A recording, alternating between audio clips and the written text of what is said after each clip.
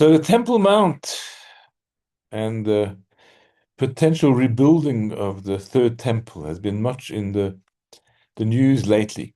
And this is courtesy of not a friend of ours, but one uh, Tucker, who has been, agitating with a strange conspiracy theory.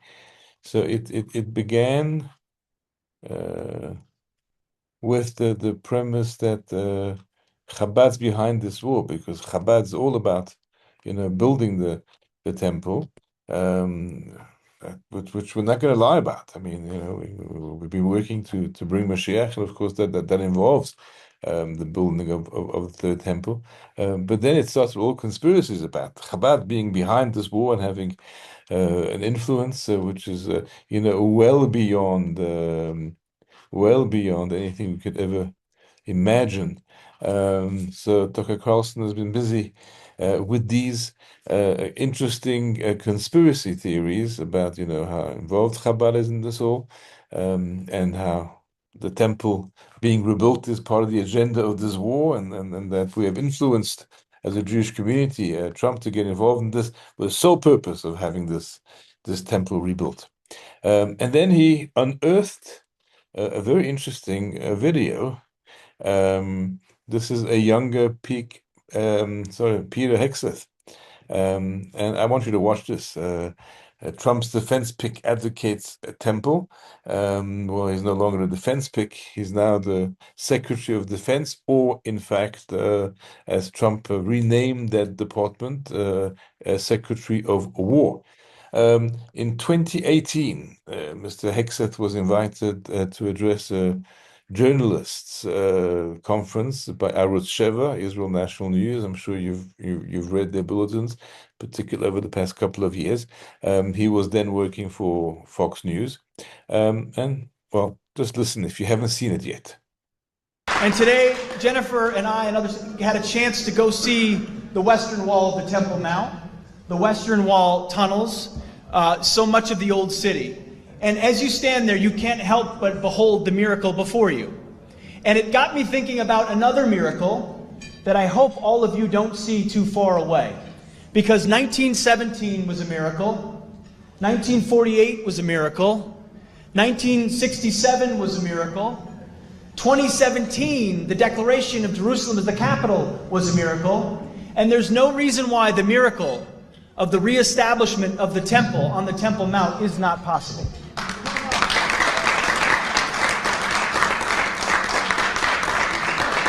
I don't know how it would happen. You don't know how it would happen, but I know that it could happen. That's all I know. And a step in that process, a step in every process, is the recognition that facts and activities on the ground truly matter. And that's why going and visiting Judea and Samaria, understanding that sovereignty, the very sovereignty of Israeli soil, the Israeli cities, locations, is a critical next step to showing the world that this is the land for Jews and the land of Israel. And I believe, as was mentioned, he said you need to, what was mentioned is you need to buy the ticket. Don't just wish for 40 years to win the lottery, buy the ticket. I would submit to you, in light of the support you have in Washington, D.C., the support you have amongst patriotic Americans, amongst evangelical Christians, amongst believers, amongst Republicans, even amongst some Democrats who can barely say it anymore in Washington. Buy the ticket, take your action, do what needs to be done here in Israel, because I truly believe this is a moment where America will have your back. You have Donald Trump in the White House, you have Mike Pence as Vice President, you have Nikki Haley at the UN, you have true believers in Israel and America that have your back.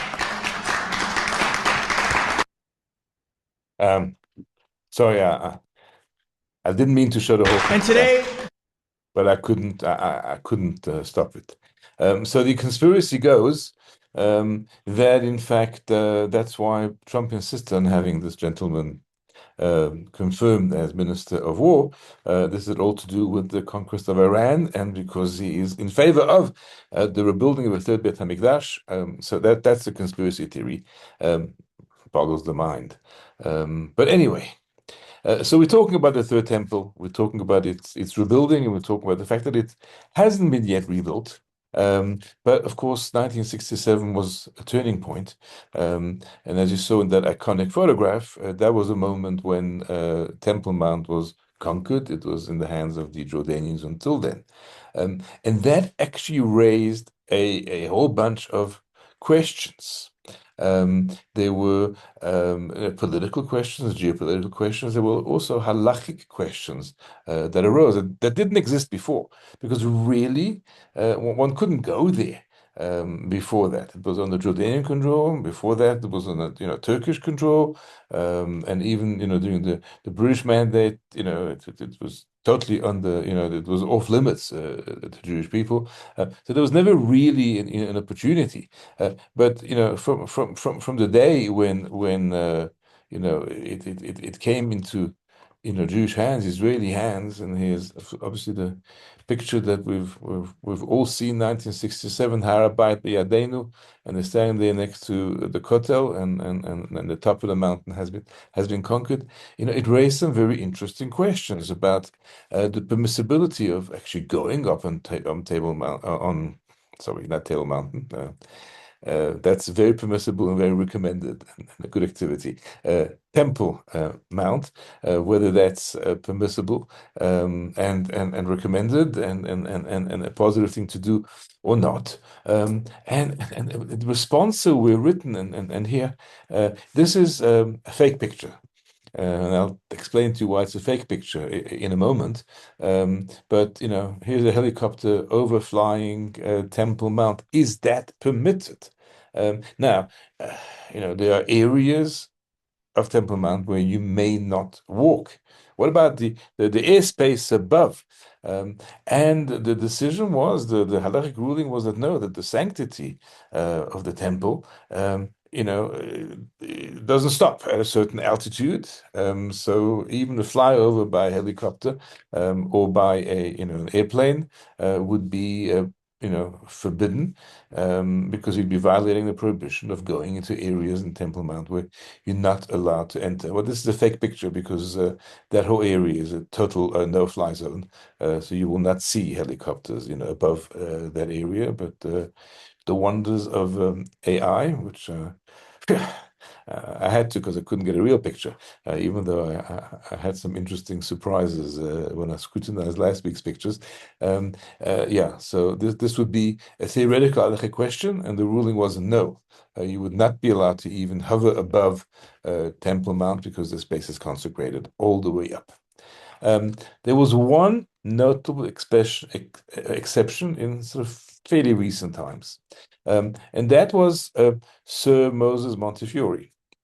He visited Israel, Palestine at the time, or whatever it was called, on 7 occasions. And some say in 1867 would have been about his 6th visit. Others put that visit at 1955, an earlier visit. Sir Moses Montefiore decided that he wanted to ascend Table Mount. It wasn't easy, but he went to great efforts. And he got permission from the Sultan, who then instructed, that's the Sultan in Constantinople, who then instructed the Pasha, that's whatever his representative in Israel, to accede to whatever wishes. Nobody's seen those letters, so it's not clear whether the Sultan actually specifically gave instructions, permission for ascent on Table Mount, or whether he just gave him permission, or he wrote to the Pasha and said, just please facilitate, whatever Sir Montefiore wishes. Montefiore was a great lover of Zion, great lover of Israel, and did tremendous things for the Jewish people.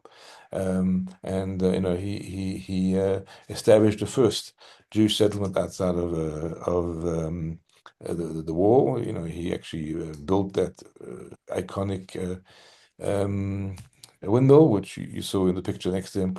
a few seconds ago to provide for the Jewish people in terms of work and flour. And he really supported, and he decided he wants to ascend Table Mount. It turns out, there we go again, Temple Mount. It turns out that this was a rather controversial visit, which raised eyebrows and more in the Jewish community in Palestine, in Jerusalem in particular. Now, the story, which is a verified story, and it's brought down in many places, including in the press and in Sir Moses's own memoirs, but it has many versions in terms of the fallout. First, the date 67 or 56, I think. That's 18, obviously 56 or 57 or 67. There is also a lot of contradictory reports as to what the reaction of the rabbinate was. According to one view, there was one rabbi who was so upset by it that he actually put him in cherem, excommunicated him, blew the shofar, and considered him persona non grata. And the other rabbis actually kind of dismissed the whole thing and said that this rabbi was not mentally stable. Maybe that was true, or maybe it was an astute political a statement to make, diplomatic statement to make, not to upset the benefactor of the Jews. So Moses was an observant Jew. And especially with subsequent visits, successive visits, sorry, to Israel, to Palestine, he became more and more observant. He actually had an assistant who traveled with him who was a rabbi and who advised him on halachic matters. And this is where it gets complicated. So Moses goes up with his wife, Lady Montefiore, as well as the British ambassador to Jerusalem, and also the consul from Haifa who came to greet him for that visit. And they go up and, Temple Mount, and they have their visit, and then the problems begin. So, whichever way it happened, the justification for his visit was he follows the view of Ravad as opposed to Rambam. I'm going to explain that because that's really, very important to understand all the implications over here. So, when was Jerusalem consecrated? Well, Jerusalem was consecrated with the conquest of Jerusalem, and that happened not when Joshua, conquered the land, but much later, because the Jebusites held out for a while, and King David eventually conquered the city of David, made Yerushalayim his capital. He was previously further south in Hebron. And that's when Jerusalem was consecrated, as was the Temple Mount initially by King David, but then his son, who actually built the temple, consecrated it. There is a problem with that consecration, so to speak, because the land of Israel, as was consecrated, in what's called the initial or the first consecration. That first consecration was through conquest. And because it was done that way, when it got deconquered or reconquered, but when we lost control over it and other powers took over, it seems that because the consecration of the land was through conquest, it would kind of become annulled once we no longer had that. After the Babylonian exile, when Ezra returned and reconsecrated the land, it wasn't through war. He had no political control, and he consecrated in a totally different manner, one which it appears would last longer. So you just have to understand these terms of initial conquest, which was through, initial consecration, which was through conquest, and therefore can be undone. And the second, which was when Ezra occupied the land, so to speak, by living in it with the communities that he brought back from Babylon, and that was permanent. And so Israel remains consecrated today. And in many respects, we observe the laws of the sabbatical year, Shemitah, of the tithes, and many other laws that apply to a holy land. But presumably, during the 70 years between the conquest of the Babylonians and the rebuilding of the second temple, the land would not have been holy, would not have been consecrated. So this is how Rambam, Maimonides, This is a drawing, but this is how he puts it across. Rambam rules as follows. He says the original consecration sanctified a temple in Jerusalem for eternity. In regard to the rest of Eretz Israel, it didn't sanctify it for eternity. So when the Babylonians conquered the land, the sanctity of the entire land went away, but the temple did not kind of get deconsecrated. Why is that? So Rambam explains. The reason is because the sanctity of the temple in Jerusalem stems from the Shekhinah, the fact that God's presence rests there. And the Shekhinah cannot be nullified. And Rambam quotes a verse in Vayikra, I will lay waste to your sanctuaries, which implies that even though they've been devastated, their sanctity remains. So Rambam rules clearly that even after sanctity could have been removed from the entire land, Jerusalem, and particularly the temple, where the Shekhinah rested from the day that the temple was built and the Holy of Holies now contained the Holy Ark, it's holy forever because it's not man-made sanctity but divine sanctity. And rules Rambam, interestingly. Therefore, we may offer all the sacrifices on temple site, even though the temple itself is not built. And similarly, sacrifices of the most holy order can be eaten in the entire area of the courtyard, even though it's in ruin and not surrounded by a divider. So basically, Maimonides rules that the holy Temple Mount is still sanctified, even though there's no temple there, because that sanctity is kind of permanent and forevermore, and therefore, cannot be lost. And of course, Sir Moses was, challenged on his visit and, shown this. And it's the first time this had happened that a Jew was actually going up on Table Mountain on Temple Mount because the Muslims were at control. It didn't allow it for centuries. So it's a very interesting precedent case. So he's got his rabbi advisor. Actually a very learned man who had studied in yeshivot for many, many years and was well versed in halacha, and who also had then studied in secular universities and therefore also had quite a secular background. So this is the Montefiore camp's defense. They said, no, we go by Ravad. Now, let me tell you about Ravad. Ravad here is, there's no picture, known picture, but there is a memorial to him in a little town. It used to be called Pasquier in the north of France, actually quite close to where I grew up in Brussels, just over the border. And there, it's called Pozier now. I think they've changed the name. And there's a memorial to a man called Ravad, Rabbi Abraham Pfister Rabbi David. Okay, so he's called Rabbi Avraham ben David, and hence the acronym of his name, Ra'avad, Rabbi Avraham ben David. He also has his son, who's called Isaac l'Aveugle, that's the blind Isaac, his son, who was the teacher of Rabbi Azriel and Rabbi Ezra, who were etc., teachers of Nachmanides and many other disciples and so forth. Ravad had serious disagreements with Rambam on many issues. And the disagreements are actually included in most texts of Maimonides. If you open the book of Rambam, you will find glosses, notes included in the text, and they begin with Aleph Aleph. Aleph Aleph stands for Amar Avraham, or Abraham said.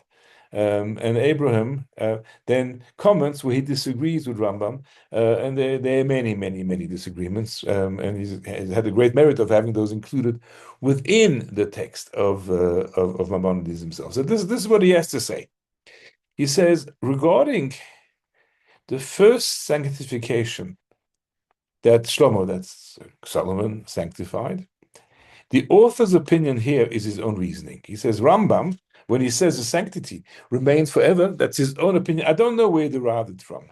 In many places in the Mishkan, in the Mishnah, we find that there's no temple, it must be left to decay. So, for example, if you have food which should only be consumed in the temple, or tithes, Maaser Sheni, and so forth, the Gemara says that the walls fell. This implies that the first sanctification did not sanctify the sites for the future, and there's no distinction between the temple Jerusalem or the rest of the land of Israel. So basically saying that Maimonides is saying that Jerusalem remained and the temple remained holy forever. That's his own opinion. I reiterate, so it's his own opinion. There's no foundation for it. However, says Rava, this is my view. According to Rabbi Yossi, who says the second sanctification did sanctify the land for the future, he only said this for the rest of the land of Israel, but not regarding Jerusalem and the temple. Why? So the second sanctification, remember, is Ezra. Ezra knew that the temple in Jerusalem was destined to change, in other words, to be destroyed, and to be sanctified again with an eternal sanctification, that's third temple era, in the everlasting honor of Hashem. Thus, it has been revealed to me from the secret of Hashem to those who fear Him. So that's quite interesting. That Ravad, who says that Rambam made this stuff up, he says, but me, I got this from the fact that I fear God, and therefore I know this. So it's very, very interesting, But basically, Rava takes the view that Temple Mount today is not sanctified, and therefore he concludes one who enters there today is not subject to karet.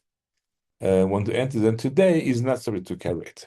And this was the Montefiore camp's defense against the chayrim placed on them, and the rebuke of Rab Shmuel Salant, who was then the chief rabbi of Jerusalem, and Rabbi Meir Abulafi, I think, who was the Sephardi chief rabbi of Jerusalem, called Rishon LeZion, and he defended himself by saying, look, my rabbi said we follow the opinion of Rava that says it's not sanctified.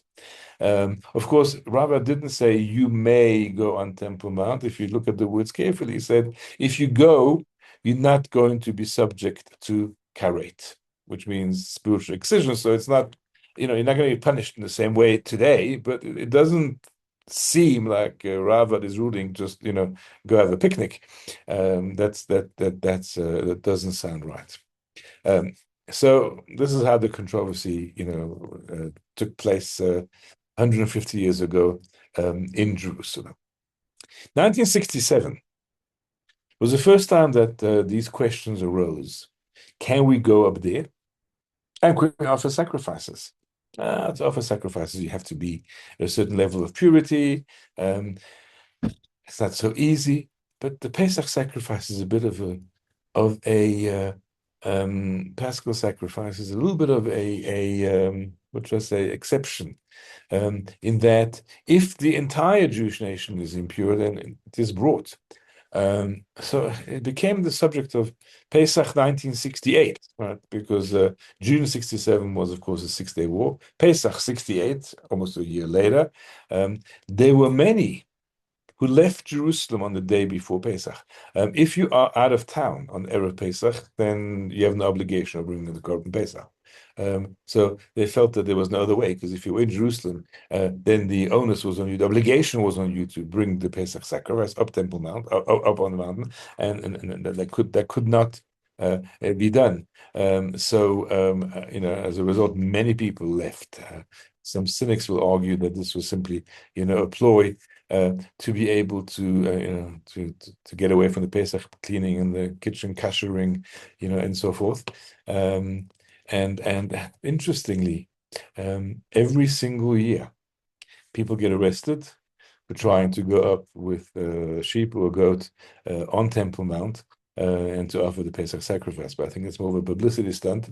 There's a group called the Return to the Temple, and they believe that we should be offering the sacrifices, although kind of this doubt remained 69, 70, and after that, everyone agreed that this wasn't the thing to do, not for religious reasons, no, for political reasons, and the whole idea was dropped. But we get some radicals here, and they get arrested every year, making this attempt. But it's more publicity stunt, because they, obviously are people there with the cameras in the ready. I came across this. I can't read it, but this is an advert in Arabic You can see, that's put out by the Temple Mount, by that Return to the Temple Institute.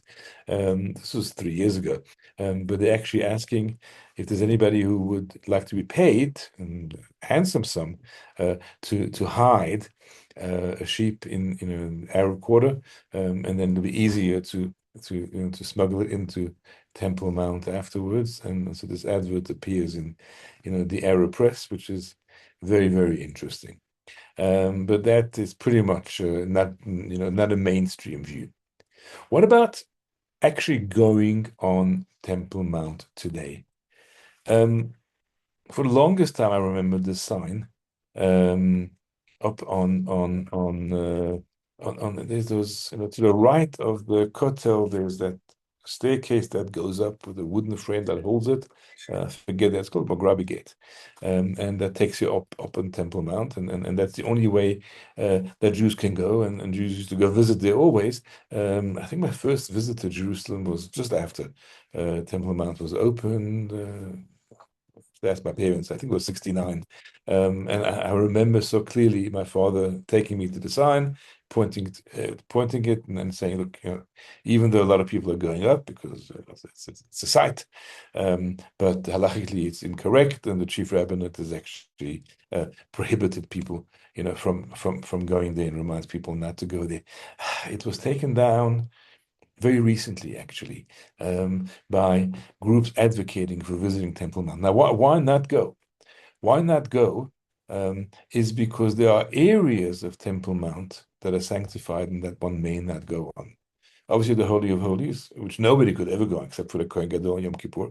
But even beyond that, there were the areas where you have to be in the state of ritual purity that can't be achieved today because we don't have red heifer. And there was also a conspiracy there that the red heifers would precipitate October 7th, when they got wind that a red heifer had been brought into some settlement in Samaria, getting ready to observe the ritual. It's also a conspiracy theory. But anyway, we can't be pure, so we don't go there. Intense research has been done into exactly where the location of the temple was. And there are many today who permit ascent onto Temple Mount based on that research. And the tours are guided by people who are very well knowledgeable in the pathways and at areas and where you may go and where you may not. And it's a very controversial situation. Not in the same way as Montefiore's visit 150 years ago, or Ariel Sharon's visit, you may remember, far more recently, which also kind of sparked a lot of controversy, and Ben Gvir's more recent visits. No, it's controversial on halachic grounds. Many are saying no, you don't go there, and many are saying no, you can go to the mikveh to get rid of the level of ritual impurity that prohibits you from going to the entire mountain, and then you need to do your research, or you need to be guided by somebody who will tell you where you may go, where you may not go. Majority of religious Jews will not go up on Temple Mount for fear. Clearly, the sanctity we rule has not left the mountain, and it's still a very holy place. It's still a very sad sight to see a place of worship that isn't ours up on the mountain. But what does Peter Hegseth say in 2018? We can believe in miracles. He said, I don't know how it's going to happen. He says, you don't know how it's going to happen. I disagree. We know exactly how it's going to happen. Please God, Mashiach comes. It says that the third Beit HaMikdash is ready in Shamayim, and it's just going to come down.